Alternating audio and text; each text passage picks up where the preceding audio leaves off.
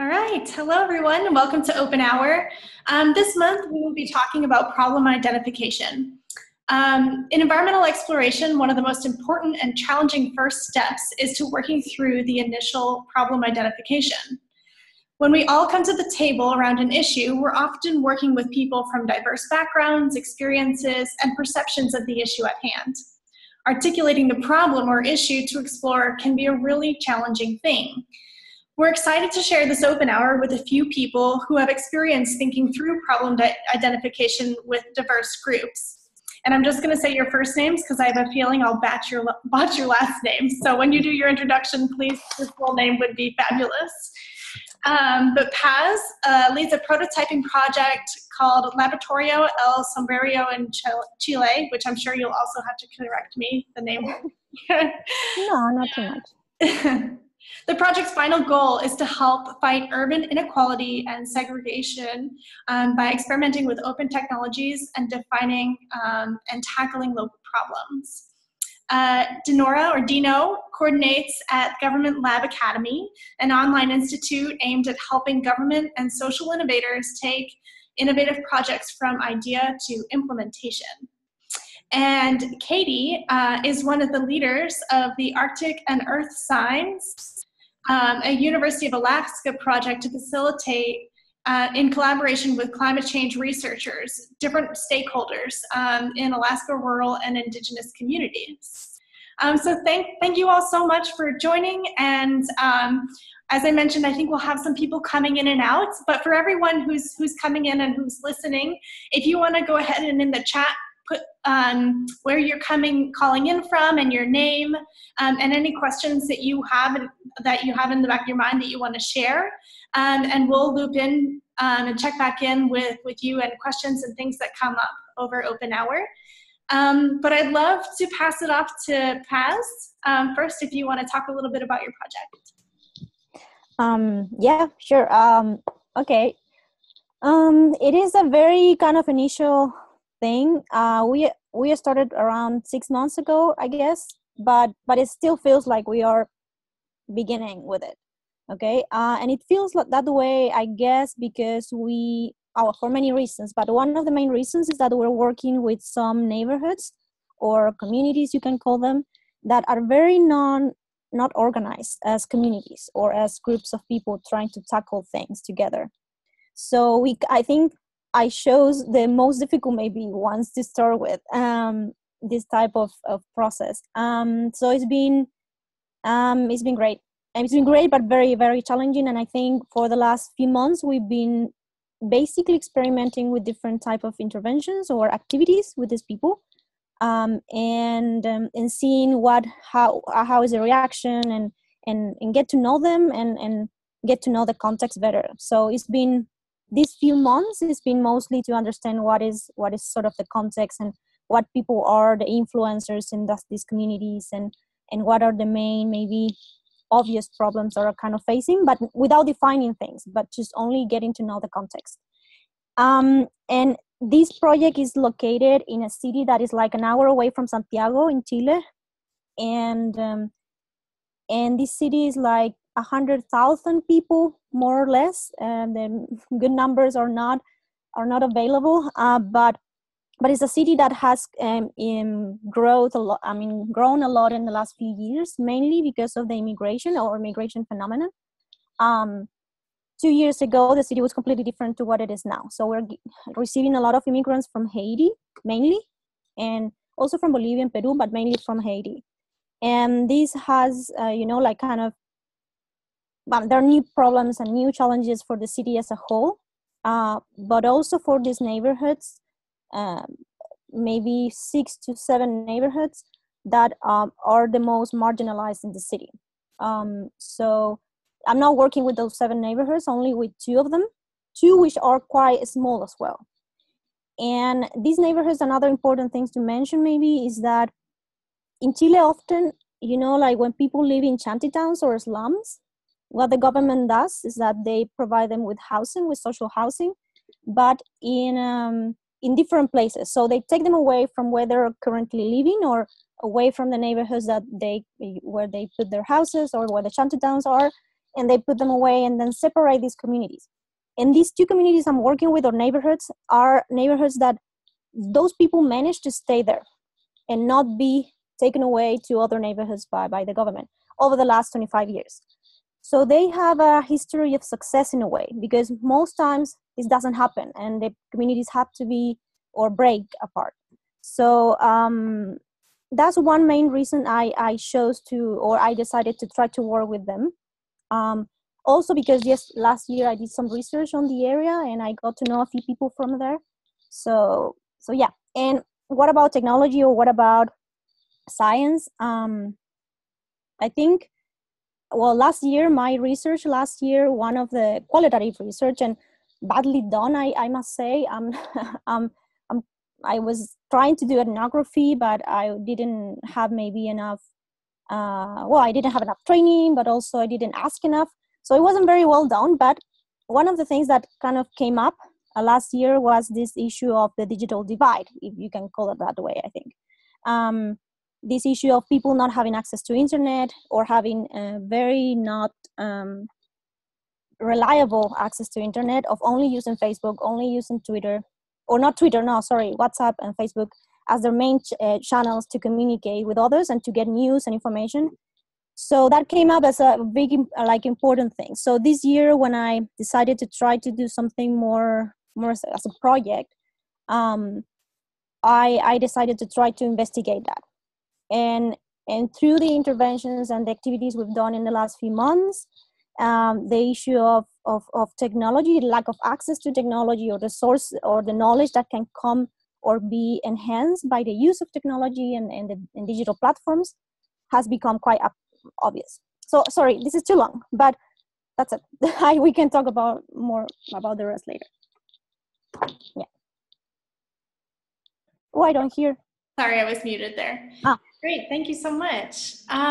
Dino, do you want to go next? Sure. Hello, everyone. My name is Dinora.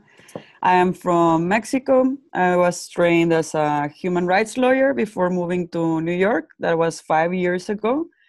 I moved here because I wanted to do some strategic litigation on economic, social, and cultural rights.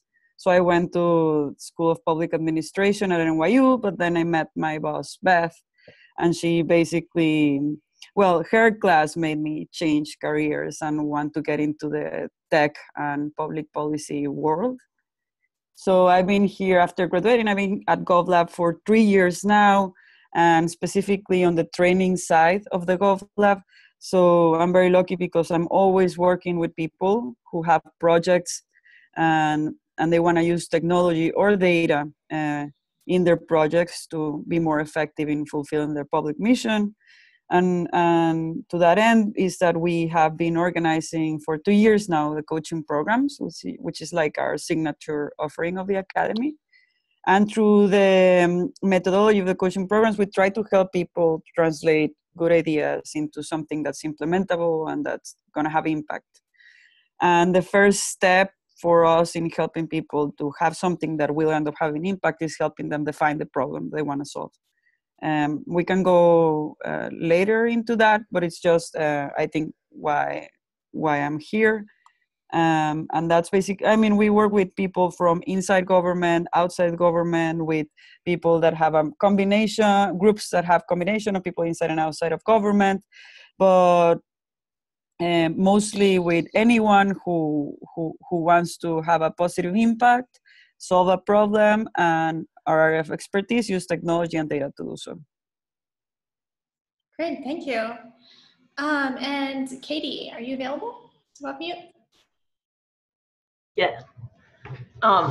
So I'm here in Alaska, and I work for the University of Alaska Fairbanks International Arctic Research Center. We have a project that is 1 year old, and it was funded by NASA, and it's called Arctic and Earth STEM, Integrating Globe and NASA Assets. Globe is a citizen science program that is about it's exactly 21 years old, and just met Jeff Warren at the Globe International Conference, and he was excited about our project, especially about the the project identification phase. Our goal really is to help communities in Alaska engage multiple generations in climate change research that is meaningful and makes an impact, similar to what Dino and Paz are saying, that makes an impact in their own town. You know, so the Arctic, we're here, you know, I grew up here, I was born, I'm not gonna tell you how many years ago, but I was born in a, you know, at a time where people were, you know, just starting to realize that the Arctic climate is changing more rapidly than anywhere else on the planet, and in fact, twice as fast. And the impacts are real for communities here. And in my own life, it's real, changing infrastructure due to thawing permafrost, changing access to food resources. Most of the communities here in Alaska are not connected and are not connected by any roads. You have to fly in a tiny little airplane to get to them, or take a boat for several days. And so there's a, you know, definitely a power imbalance similar to the one that Paz was talking about in terms of connectivity and access to resources to help solve problems. And so our, you know, you hear this, that we each within ourselves carry 7 generations with us, right? Have you guys heard this? No, okay, Dino says no. We carry 7 generations with us, those of our parents, our grandparents, our great-grandparents. We carry the past with us, and then we also carry the future with us, those our children, our children's children, and the children's children's children.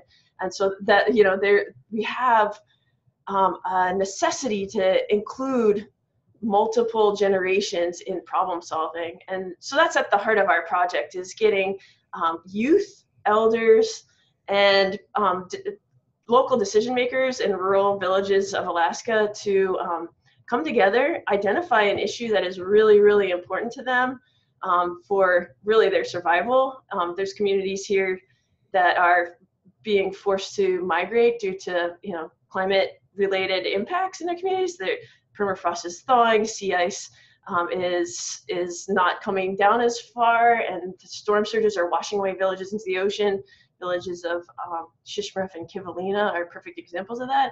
And we're hoping to give kids and communities a voice in taking control of their own data to help solve problems. And I just have one slide that I wanted to share that demonstrates the learning model that we're using to integrate citizen science and NASA assets and put those data sets in the power of kids and community decision makers.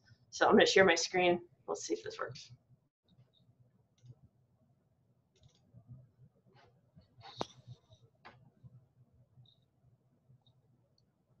Yes, you see? Yes. Okay, great. So we bring educators in communities to Fairbanks here at the university, and we ask them to bring an elder or a community decision maker with them, and they work to identify an issue in their community, a preliminary issue that overlaps, and this is the hard part, and I think this is why Jeff wanted me to tune in today, but finding that sweet spot where the gifts of the educator and the community decision maker overlap with the interests of youth and the needs identified by elders in that community. So the first step really is having that team work with the youth to learn from their elders and other people that have been working and living on the land for years. And we pair, they figure out an issue that is of mutual interest and of great need in their community. What are the data gaps that the kids could help fill? And then we pair them with a scientist, one of which is me, that also is using citizen science data at a regional scale to understand the impacts of climate change. So they design an investigation that will help them fill a data need or solve a problem at the local level, but also it's informing this larger scale, because we know that climate change operates at multiple scales, and that the most efficient way to solve issues in Alaska is to really address multiple scales at the same time. So that's kind of what we're trying to do. And then the kids co-develop a project with their community decision makers, their teacher, and a scientist. And they work their way around this cycle, collaborating and analyzing their own data, applying their own data to some sort of action project, stewardship action, or climate change adaptation planning project that they share back with their village council, tribal council, or city decision-making group. So that's the heart of our project. Great, thank you. And I'm gonna stop share. Awesome. Yeah, those were all really, really exciting, and it was already really incredible to see some of the overlaps that everyone's talking about. I was wondering if we could go around the table and talk a little bit about unexpected challenges that you've had in this space of working with people from diverse backgrounds, with diverse interests, and what's an example of something that you weren't expecting? Give us a context of the project, and then how you overcame that unexpected challenge. If anyone wants to jump in first, something coming to mind. Well, I can jump in and take advantage of the question to share a little bit more about the model we use for problem definition. And I think that what's been really, what has kind of surprised me is that no matter the background, like geographic area, because we work with people over 30 countries, it's like the biggest challenge is defining the problem. And everyone comes to our programs with a solution. Everyone disguises a problem as a solution. And then when we are actually trying to go with them through the process of helping them identify a real problem that they want to solve, it's been like, it takes us, at first we thought it was like a week thing, and then we started doing a 2-week thing.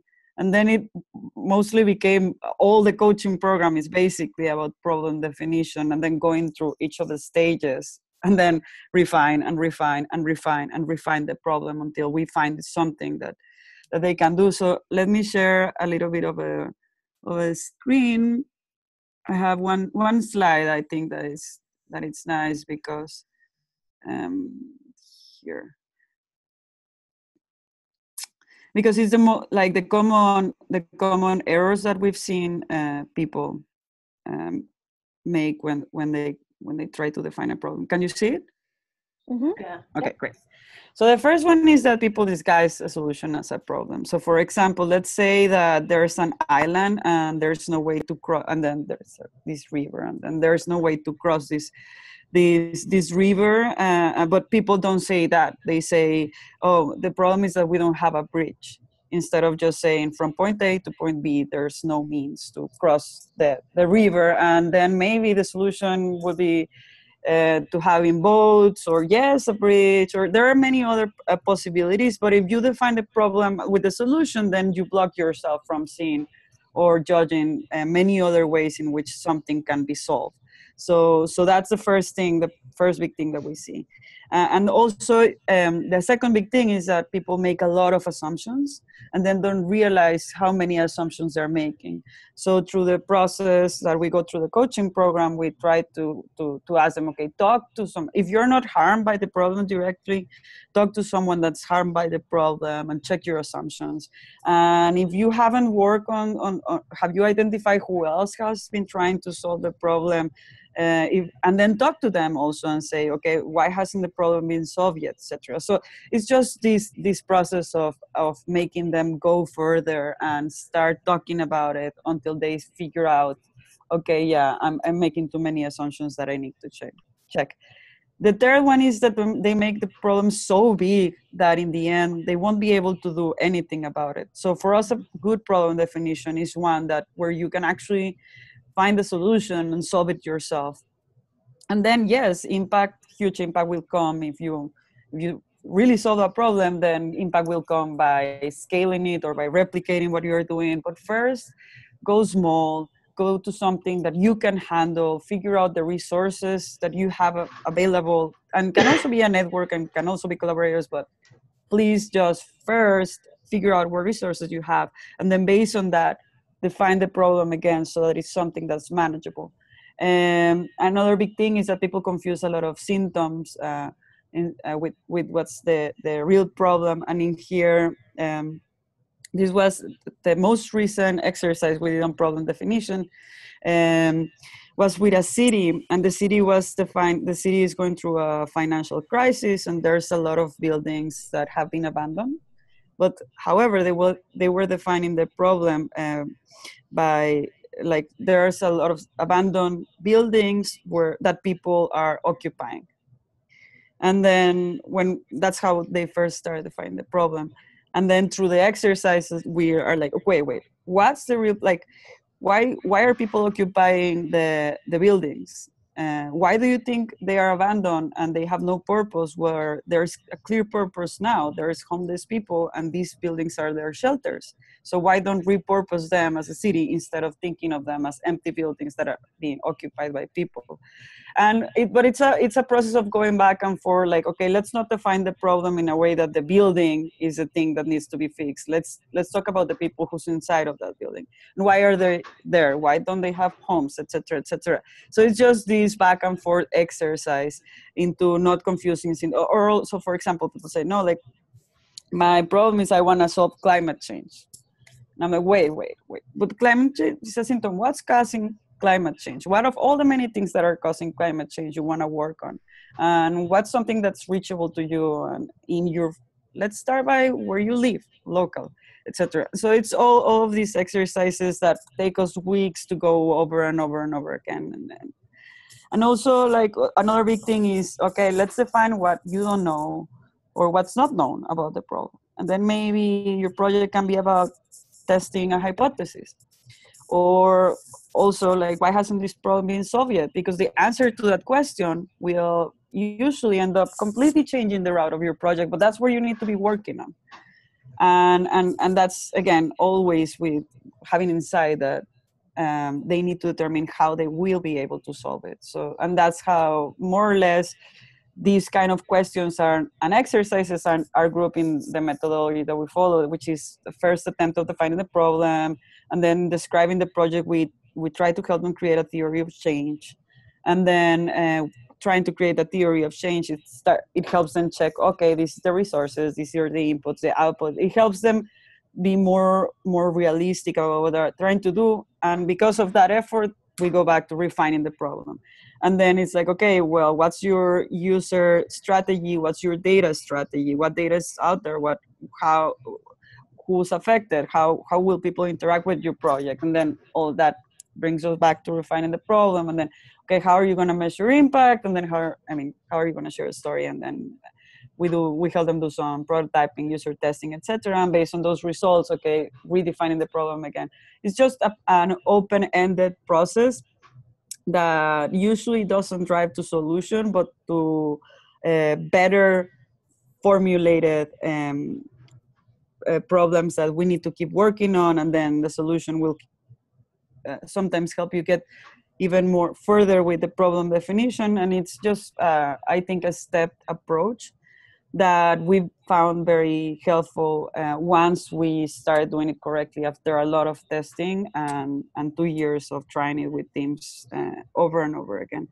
But I think that to go back to the original question is, I think the biggest surprise is how little we stop and think through the problem that I want to solve. And I think that if we had a more like focus on the problem approach, we will be getting farther and fastest, and we will be more effective in what we do, and more effective into having the final impact that we want. Awesome. Those are really great resources. Katie, I see your hand up. Dina, I was just curious how you get people to formulate the vision in the theory of change, right? They're trying to work their way toward some sort of vision. Sometimes that's hard, right? What's the process that you go through to help them define the vision? it's a, okay, what's the story of success? Let's say you have a genie and you have 3 wishes, and if that genie granted you 3 wishes, first, what would you ask? And that helps them think a lot, okay, like, let me be realistic. And then if that happened, what's the, I don't know, it depends on where the team is, but it's like, okay, what's the headline of the next day, or what's the story of success that you're gonna share? What is it that's gonna change, that's gonna help you attract more people to participate with you? But it's sometimes it's like reverse engineering. And so, okay, let's start at the end and then go back and find something that you can really solve and the problem you really wanna like target. But it's an open dialogue. It's not, it's not like a journey where you have a very clear pathway forward. It's a back and forth, I think. It's like a... We've been dabbling with using scenario narratives to define, like, to set up that vision, you know, of like, what do you envision for your community, you know, in 30 years?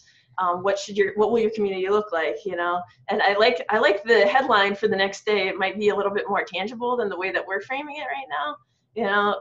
Like what would you, if you know, create 4 scenarios, and what would you need to do for your community to look like that, those different scenarios. So yeah, I like that. Thanks for sharing that, Dino. Yeah. No, huh? sorry. No, go ahead. Go. No, I was going to say that's great. So you ask them, okay, where are you 30 years from now? And then what needs to happen for us to get there? Yeah, and it's surprising that even youth can do that, you know. They imagine, you know, like the gloom and doom scenario, the like everything is okay scenario, proceed as normal, and then the like we are thriving in the Arctic future, you know, scenario. And it's, you know, they backtrack. So that helps them create their vision for the theory of change, and then backtrack to what you know, similar to your process, what do they need to do? What can they do in their community to achieve that? So yeah, Paz, what are you thinking? Yeah, well, I have a bunch of questions, but maybe related to the very different process, I guess, that I have, because I haven't done any rigorous problem identification or definition. We tried, maybe it's time for me to share some photos. But I don't have it ready. So a few months ago, we tried a first session of problem identification, and following a technique that is is a fish diagram. I don't know if you know it. Yeah, I'm gonna show the wait. And it was a very nice and very good exercise. It was very, I mean, enlightening for us maybe, but I think it was again a very top-down kind of way of definition in a way. Why top-down? Because in our case, a lot more work I think is needed when you're working with a community that is not currently trying to tackle any specific problem. Let me do this. Let me share. I'm not doing this right. So when I hear Dino, I think I can see public servants or public officials engaging in that process, but that is exactly the sort of process that doesn't happen at the community level. Like nobody really goes and asks people what the problems are, or trying to define that with them. One of the reasons I started this project was basically that. Like I was a bit tired of hearing these public servants at the central level earning a lot of money every month, saying these are the problems that are affecting communities without spending any time with them. So yes, the problem definition is a big part of what I want to explore, or what we want to explore, but it's very difficult because it requires a lot of time, as probably you already said. And it requires like a rigor that is difficult when you're lacking resources, and when also a community is not already engaged 100% as you might be. So I think that's the challenge that Stevie was asking for. Like, is the how do you engage them in this kind of discussion that is in a way is very abstract, right? For it's going to be as abstract for a few sessions, right? And so what we did when we did that session of problem identification, and then we felt it was very interesting. People super clever and super like engaged in that moment, but the willingness to say, okay, we're going to actually try to tackle. We're going to do another 4 sessions, and we're going to try to tackle a problem. That willingness is not there yet. So what we decided was to instead try to, the building of trust that needs to happen. We're going to do it through experimentation that does not obviously say we're trying to define a problem, or eventually we need to define a problem with you, or you need to define a problem yourselves and tackle it. So this is going to be, I don't know how it's going to go, but I think it's very different, the process when you're working with citizens in the neighborhood or community members, than when you work with a more organized, groups, which is still very challenging, but it's quite different, I think. I don't know if I said anything, sorry. I think I went through many subjects, but I have questions. Those are my questions as well. Like if you had experience like working with maybe more unstructured groups, Dino or Katie, and how did you deal with it?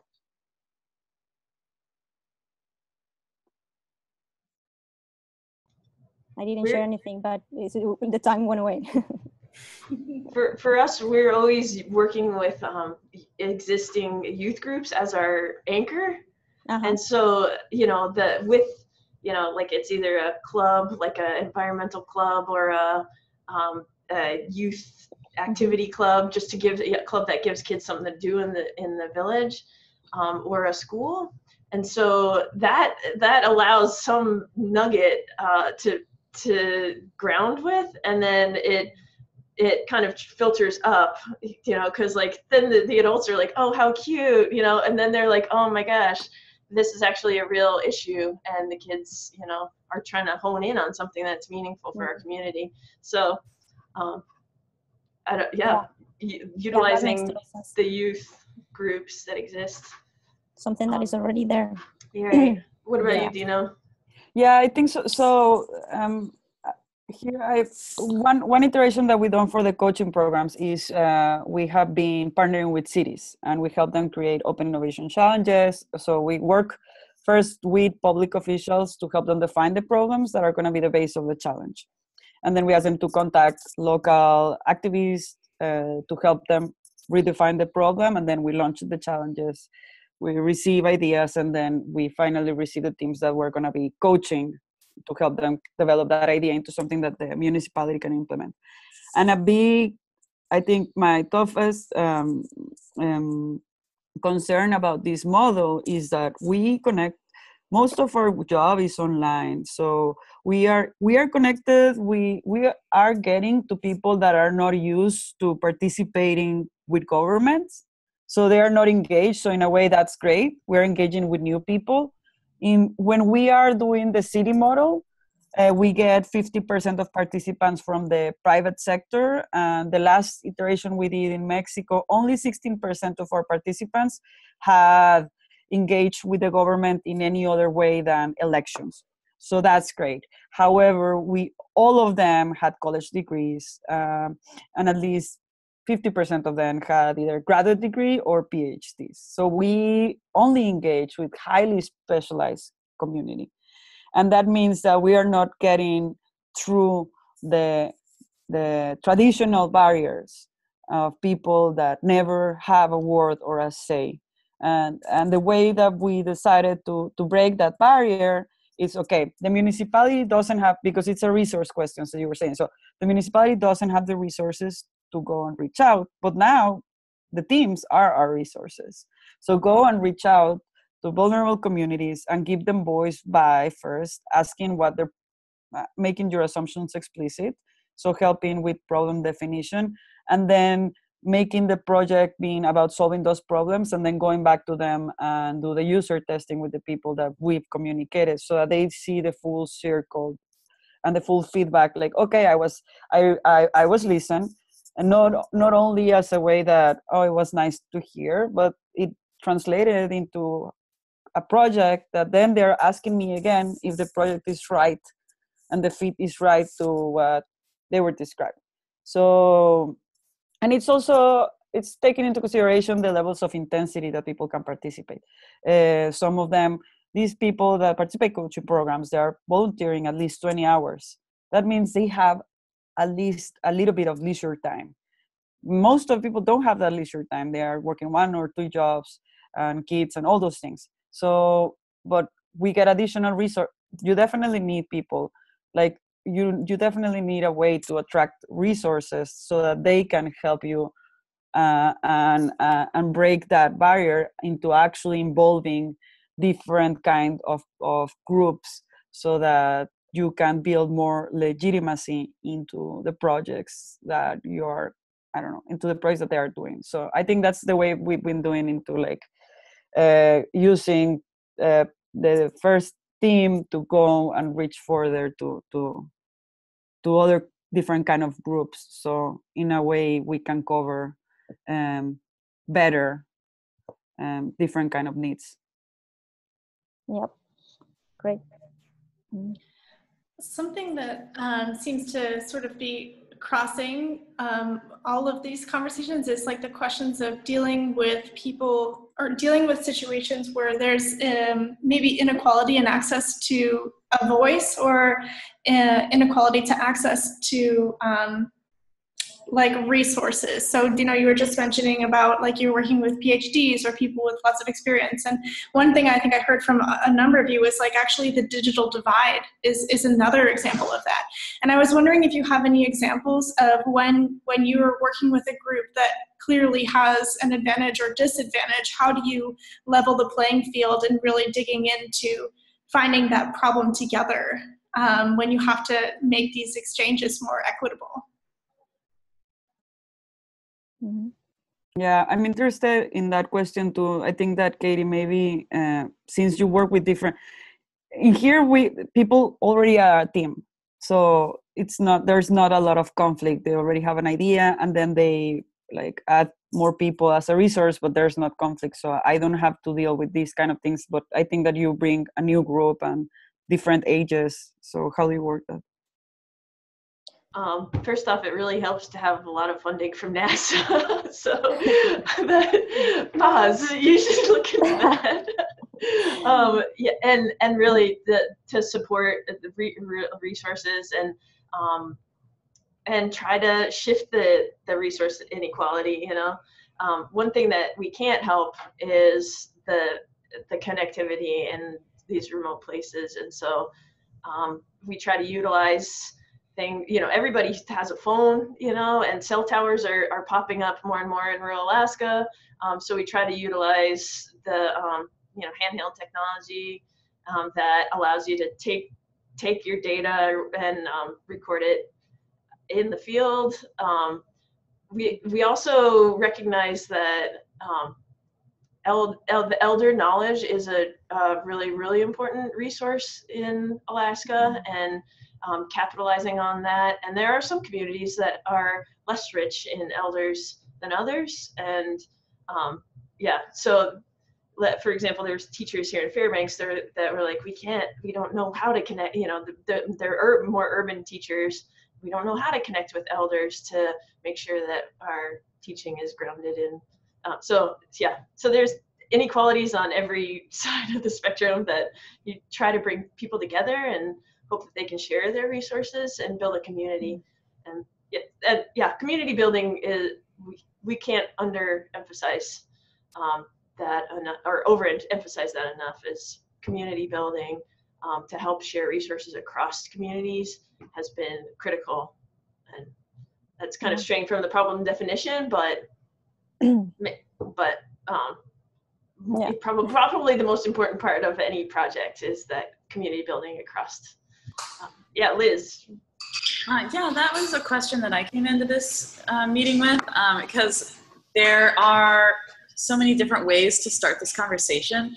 And a lot of times people try to start by like getting on the same page, which is about like sharing information across and, explaining this is how this group sees it, this is how this individual sees it, this is how this agency sees it. And I often, I think what's best is probably completely situational. But I've noticed that there's a big variation in projects that get started with like emphasizing that exchange of informational resources, and projects that maybe get started in some of the visioning. Anyways, I was just thinking about that.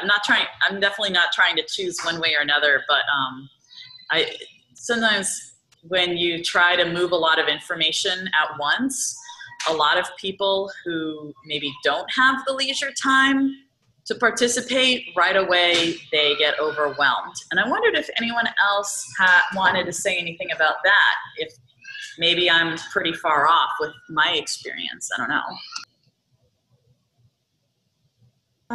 Yeah, when you said that about people feeling overwhelmed by all these plans, are you hearing? Yes.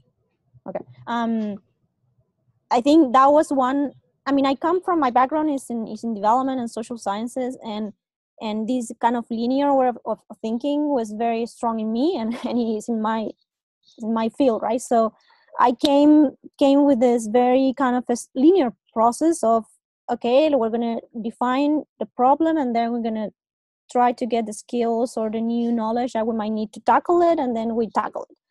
So it was very linear, and I, even if I was studying about not being linear and being iterative and adaptive and everything, I was trapped in that thinking. And so at the beginning, I think in first meetings with the communities and everything, they did feel quite overwhelmed. And looking back, right, of course, at the moment I didn't notice, but looking back, it did happen. And the way we tried to kind of more quickly solve it was just to act and to have these activities that were very, very about building things together. Or, for example, we did this series of workshops to create lights and without batteries. So we collected all these materials from the dump sites and plastics, and then found these motors, and we created these lights. But we created and improved the designs with the people, and that was super successful, I think, in a way, because it made the knowledge base it was even like they had great knowledge, especially the immigrants. They were super creative, and they were teaching others how to do this. And like, we wouldn't expect that to happen, that it happened. Like the issue of people saying, okay, we do have valuable knowledge and skills, and we can make things happen. And then they started trusting us more, of course, because we became kind of friends as well, like playing friends. And so I think for us, at least, there is this, like, the really like activities that allowed us to be very close to each other and to be equals, because we are equals. But they feel, this citizen and the immigrants, they feel so like trash many times because people treat them so badly, that we needed these activities to kind of, for them to trust themselves and us, like, we can be partners in this. So we totally kind of dumped the issue of problem identification for quite a few months or a few weeks. And now I think it might be a better kind of entrance opportunity for having these conversations again, but only after we became just total partners in playing. I don't know if it's related to what you were saying, but I think. We do the same thing, Paz. We start out with silly things and sharing stories and people's own reflections of their childhood and climate change, and so people know the stories first, which we think is really important. And then doing projects together is the community building, really, it has to precede the problem definition. I totally agree with you in our experiences here. Yes, no, go ahead. Go ahead. I'm resonating with something that Dino said at the very beginning about confusing the solution with the problem. And oddly enough, that came home to me when I was on the Science Advisory Committee for the Arctic Region Supercomputer Center at the University of Alaska at Fairbanks.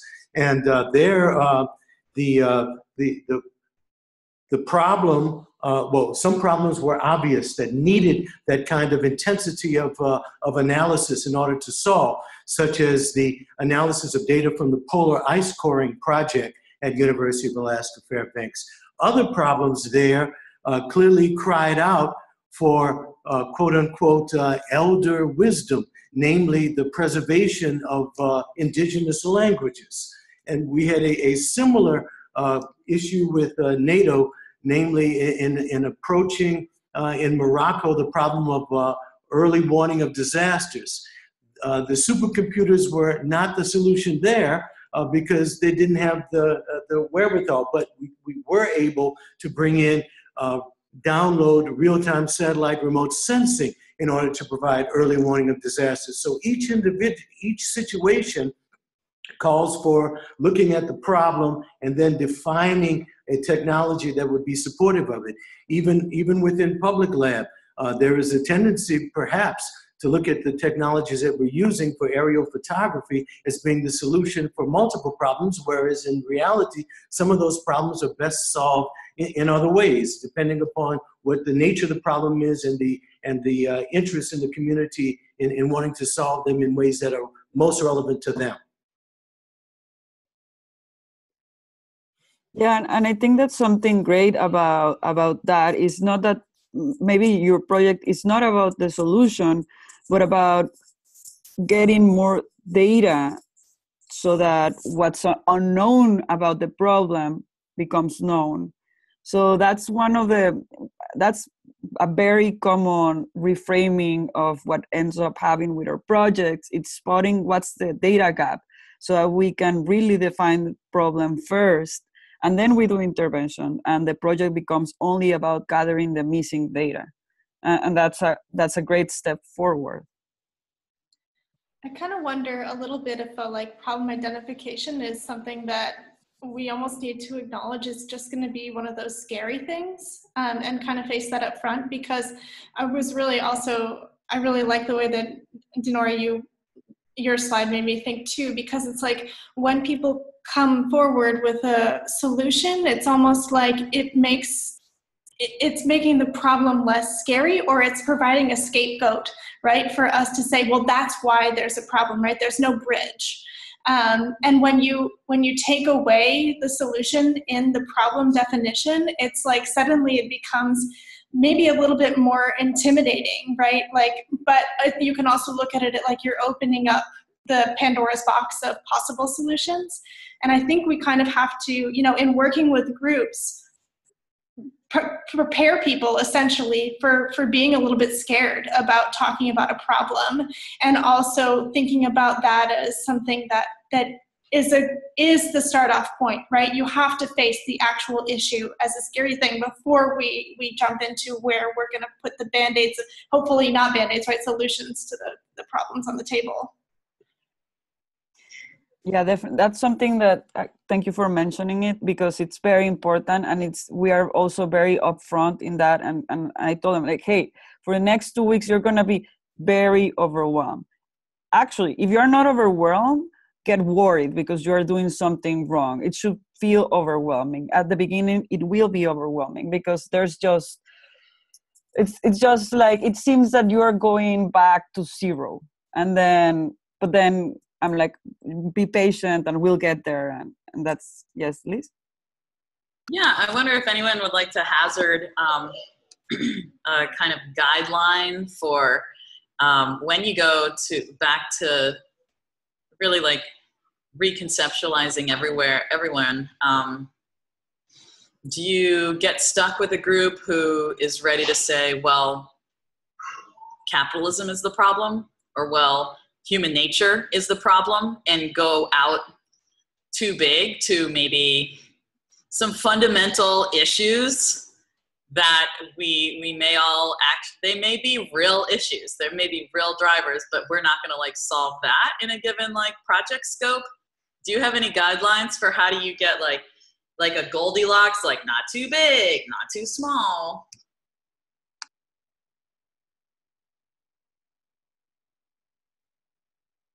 I don't. No idea. No. Sean. Yeah. So one of the things that we do when we're working with projects, a lot of interesting points and similarities have come up in this. And the big picture project, right? The 30 years down the road, we know that immediately we're not going to be able to address it. One of the things that we do when trying to narrow it down and defining the scope that this group or community is going to work on is we put time boxes on it. So we understand that, this is the climate change. That's friggin' huge. But we've got an 18-month period of time, whether that's defined by funding, allocated resources, whatever that might be.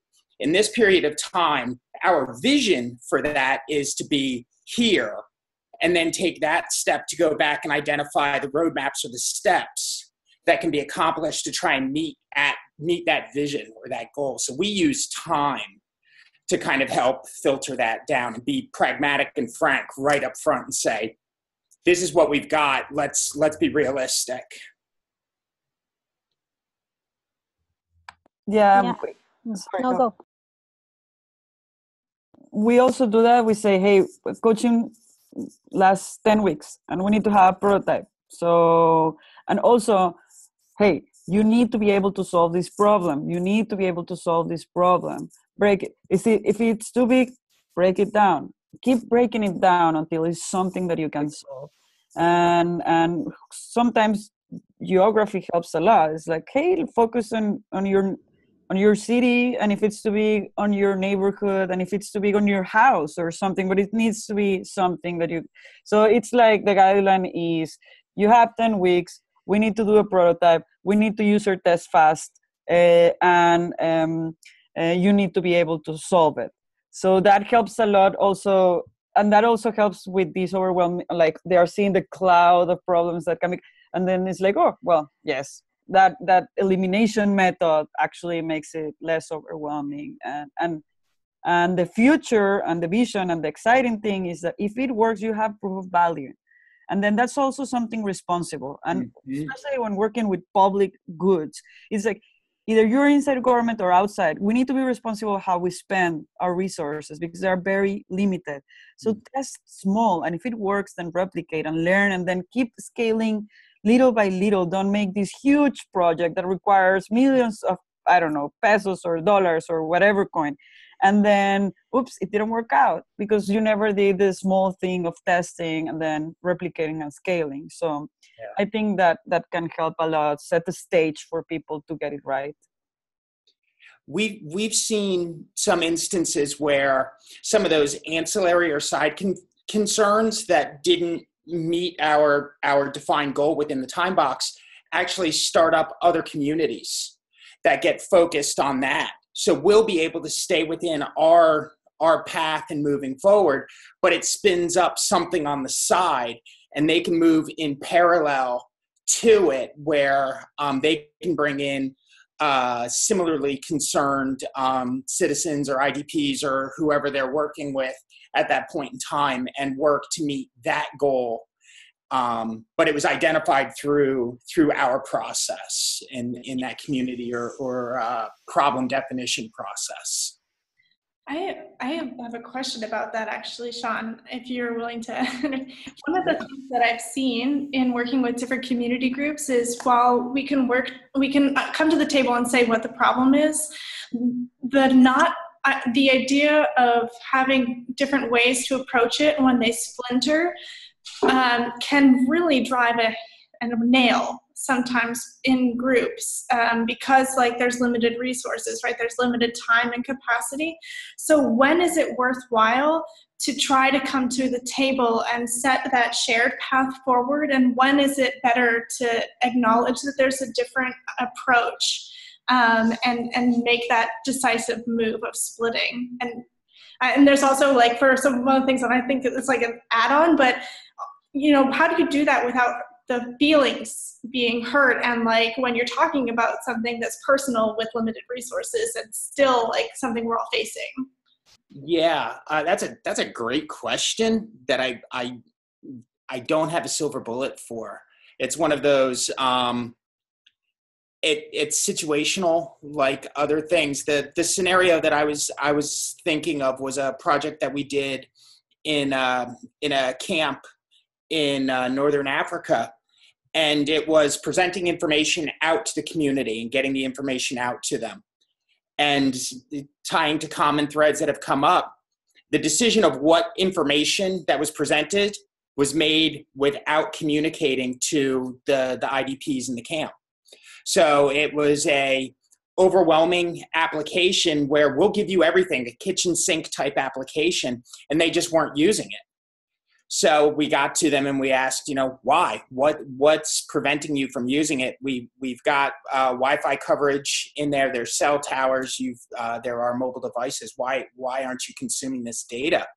And it came down to it was too confusing. It was too much. And then engaging them and bringing them to the table.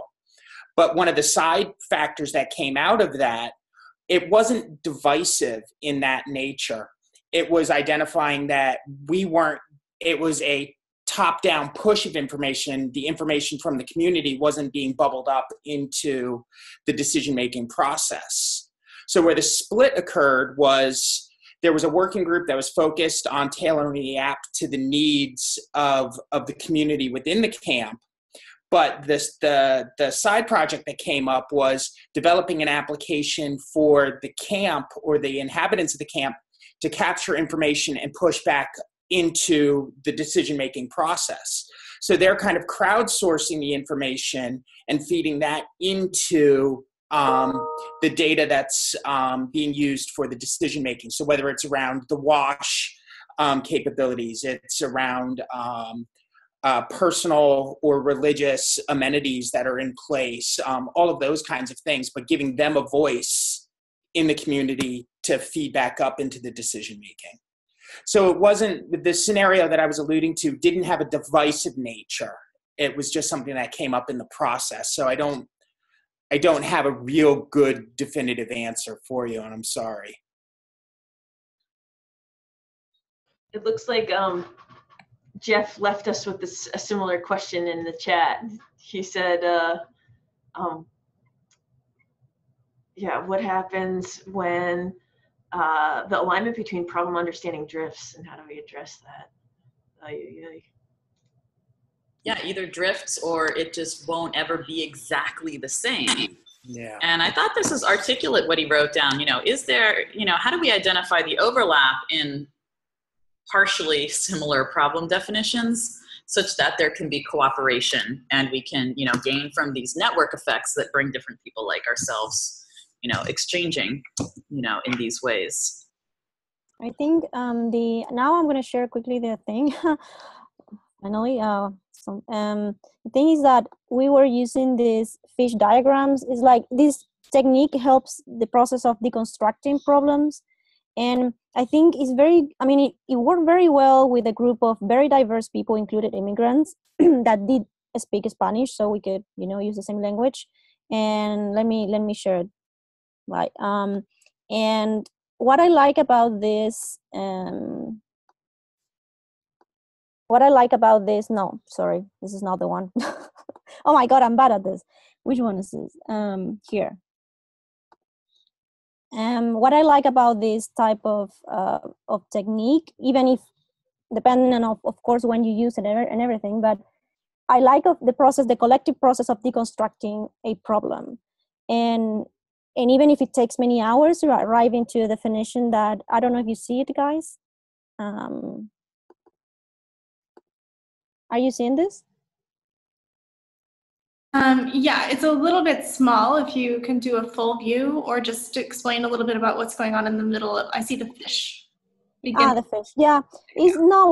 What we found out is that even if it's a technique, because we did it in one session, but we also, a bunch of students from a university came and interviewed people in the neighborhood using this fish. Basically, the fish is a big problem that you feel that you're facing, or the big, very identifiable problem. That could be crime or mistrust, or in this case. But then, okay, that is not manageable. So what needs to happen for that problem to be in there? So then you go kind of defining different elements of the problem or different conditions for the problem, and then you go deconstructing those until you reach a mini or tiny problem that is manageable.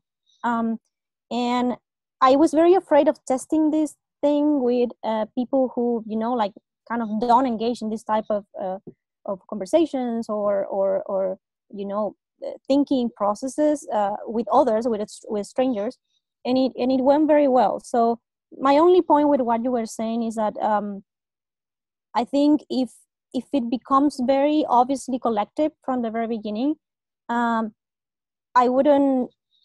don't think people feel, you know, the first problem that I identify was not really the problem that we could tackle, but yeah, we came to a conclusion that is more manageable. Yeah, I don't know if it makes sense, but let me go back to the screen. Yeah, no, that's great. And I do want to do something before we lose more people, but so we're at the top of the hour, and I always just want to thank everyone for coming. This has been a really awesome discussion, and I've really enjoyed it. And if you have a minute before you ping off, anything that is would be helpful for others who are thinking about this, just ping it into the chat. Resources, other ideas or questions, and I'll compile all those and file them with the OpenHour archive as well. But yeah, so if you just think on it, your slides or your fish or anything else, just go ahead and drop links in there, or you can shoot me an email as well, stevie@publiclab.org, and I can put things together too that way. Anyone, any last questions or ideas? And we'll just collectively acknowledge that people will drop off, and that's okay. No offense taken, thank you. But I do want to, if there's anything else that anyone wants to share or ask, leave the line open for a minute. Okay. Well, I added something in the chat, but thank you everyone. I really enjoyed this conversation and learning about what you are all doing. Me too. I'm gonna do more research on the projects that came up here, and I'll send links and stuff, but maybe not now. Yeah, great set of resources, I think. I'm gonna check. I'm gonna ask money to NASA. No, of course not. But yeah, thanks. I'll add stuff in the chat. Will you send where we can find that fish diagram? That's really interesting. I'll send it. Cool. I'll send it. But I mean, I'm gonna find the perfect source, so I'll send that. All right. It's only a video. That's why I'm not gonna put it on. Stevie, are you gonna leave this open, or I can send you by email? Better? What do you think? When we close out, I'll just copy everything from the chat. So if we're already closed out and you still want to get something to me, just send me an email, stevie@publiclab.org, and the OpenHour archive is where all of this will live. Yes. Okay. Cool. Fantastic. Thank you, guys. Thank you. Thank you. Bye.